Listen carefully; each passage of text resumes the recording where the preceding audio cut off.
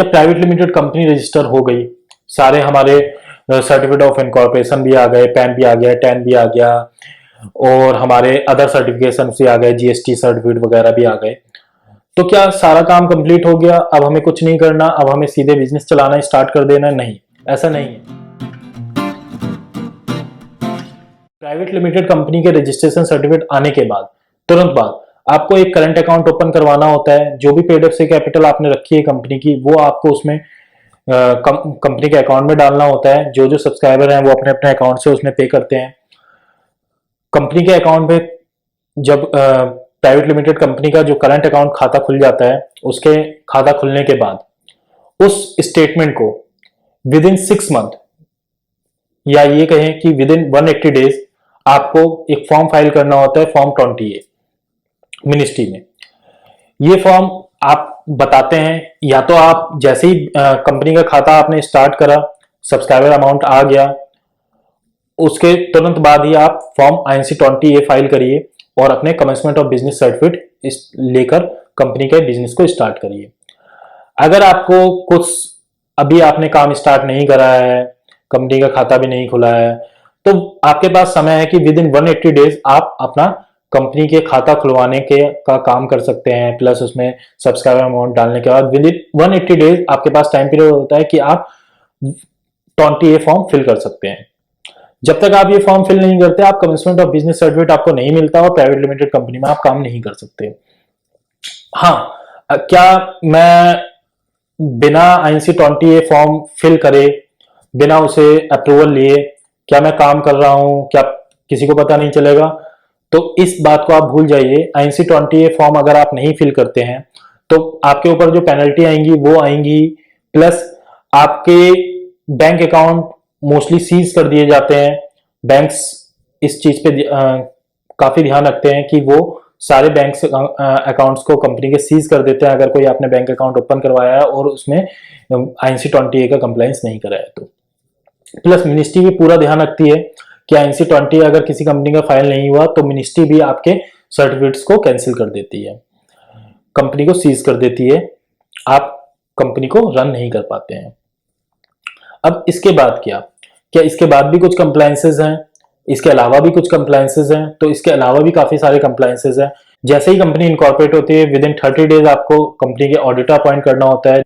ये chartered accountant, practising chartered accountant हो सकते हैं, प्रैक्टिसिंग चार्टर्ड अकाउंटेंट फर्म हो सकती है। इनको आप एज ए ऑडिटर अपॉइंट करते हैं for the current financial year, जो कि 1 साल के लिए अपॉइंटमेंट होता है। उसके बाद रीअपॉइंटमेंट आपका होता है नेक्स्ट फाइनेंशियल ईयर के लिए।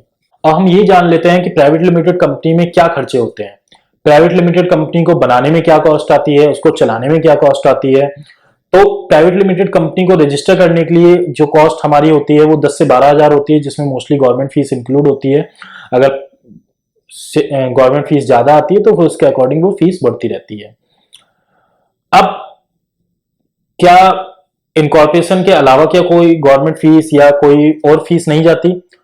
तो ये बात आपको ध्यान में रखना चाहिए कि प्राइवेट लिमिटेड कंपनी रजिस्टर करने के बाद उसकी compliance cost as comparison to other entities ज्यादा होती हैं। उसके अंदर रेगुलर कंप्लायंसेस करने होते हैं, रेगुलर गवर्नमेंट फीस जाती है। तो आप मिनिमम पकड़ के चलिए कि 25 से 30 हजार रुपए आपका साल का गवर्नमेंट फीस प्लस प्रोफेशनल फी का खर्चा आएगा, जो कि आपका, अगर आप काम बिल्कुल नहीं कर रहे कंपनी के अंदर, प्राइवेट लिमिटेड कंपनी आपने रजिस्टर कर लिया है, कुछ काम नहीं कर रहे हैं, सब कुछ नील है, तो आप मिनिमम 25 से 30 हजार लेके चलिए। और अगर आपका कुछ काम चल रहा है तो फिर वो डिपेंड करेगा, जितना आपका काम चलता जा रहा है, जितने कंप्लायंसेस होते जा रहे हैं, उसके अकॉर्डिंग आपकी कॉस्ट बढ़ती जाएगी। जीएसटी वगैरह ये सारी चीजें मैं इसमें इंक्लूड नहीं कर रहा, क्योंकि जीएसटी के रिटर्न्स फाइलिंग वगैरह ये सारी चीजें डिपेंड आपके टर्नओवर वगैरह पे और उस पर भी करता है। ठीक है, तो बट मिनिमम आप ये मान के चलिए कि 25 से 30 हजार रुपए आपकी कंप्लायंस कॉस्ट साल की आनी है। चलो हम लोग ये भी जान लेते हैं कि क्या प्राइवेट लिमिटेड कंपनी हमें रजिस्टर करनी चाहिए या नहीं करनी चाहिए। तो प्राइवेट लिमिटेड कंपनी रजिस्टर करने के लिए आपको ये बात ध्यान रखनी चाहिए कि मेरा बिजनेस किस लेवल पर है। क्या मेरा बिजनेस छोटा है और मैं छोटे लेवल पे ही बिजनेस करना चाहता हूं, तो मैं आपको बिल्कुल रिकमेंड नहीं करूंगा कि आप प्राइवेट लिमिटेड कंपनी रजिस्टर करिए। अगर आपको लगता है कि प्राइवेट लिमिटेड कंपनी अगर आपको लगता है कि मैं एक बड़े लेवल पे बिजनेस लेके जाना चाहता हूं, मुझे काफी सारे फंड्स की रिक्वायरमेंट होगी, मुझे डर है कि कहीं कोई ज्यादा लाइबिलिटी क्रिएट ना हो जिसकी वजह से मेरे पर्सनल एसेट्स पे या मेरी पर्सनल प्रॉपर्टीज पे इम्पैक्ट ना आए, तो मैं आपको रिकमेंड करूंगा कि आप प्राइवेट लिमिटेड कंपनी इनकॉर्पोरेट करिए। इस कंपनी के जो जो बेनिफिट्स आप सोच रहे हैं वो सारे बेनिफिट्स आपको मिलेंगे और इससे आप पर्सनली सेफ रहेंगे। आपको ज्यादा टेंशन नहीं रहेगी कि प्राइवेट लिमिटेड कंपनी को रन करना है। बट एक चीज को ध्यान में रखिए कि प्राइवेट लिमिटेड कंपनी को रन करने के लिए एक कंप्लायंस कॉस्ट होती है जो कि हमें बियर करनी ही करनी होती है। आई होप आपके सारे क्वेश्चंस सॉल्व हो गए हैं। उसके अलावा भी अगर आपके कोई क्वेश्चंस हैं तो आप नीचे कमेंट में लिख सकते हैं। हम और हमारी टीम पूरी कोशिश करेगी कि आपके सारे क्वेश्चंस का हम अच्छे से आंसर्स दें और आपको समय समय पे इसी तरीके से इंफॉर्मेटिव वीडियोस देते रहें। अगर आप इस तरीके के और भी इंफॉर्मेटिव वीडियोस आते हैं तो आप कमेंट में नीचे लिख सकते हैं।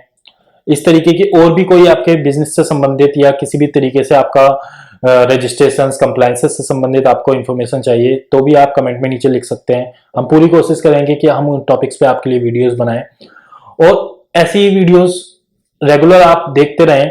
उसके लिए आप हमारे चैनल को सब्सक्राइब करिए, नीचे बेल आइकन है उस पर क्लिक करिए। जैसे ही आप हमारी कोई वीडियो अपलोड होगी आपके पास इंफॉर्मेशन आ जाएगी।